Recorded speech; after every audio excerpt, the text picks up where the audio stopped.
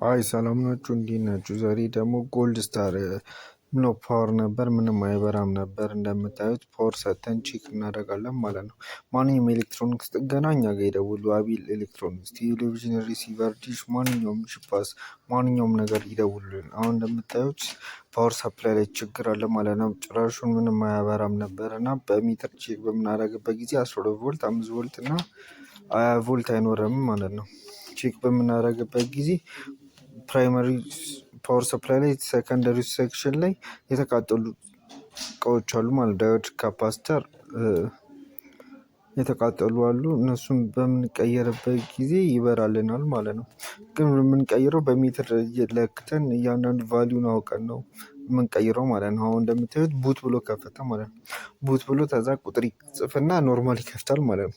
በተለያየ ኤሌክትሮኒክስ ላይ እንደዚህ ያጋጥማል ማለት ነው። እንደምታዩት አሁን በርቶልናል ማለት ነው። ሪሲቨር ላይ ሜን ቦርድ እና ፓወር ሰፕላይ ይባላል። የመጀመሪያ ቢጫው ፓወር ሰፕላይ ሲሆን ሰማያዊ ደግሞ ሜን ቦርድ ይባላል ማለት ነው። ሜን ቦርድ ላይ ያው ሙሉ ፕሮሰስ የሚያደርገው ሴክሽን እሱ ላይ ነው። የምትፈልጉት ነገር ካለ ደውሉልኝ።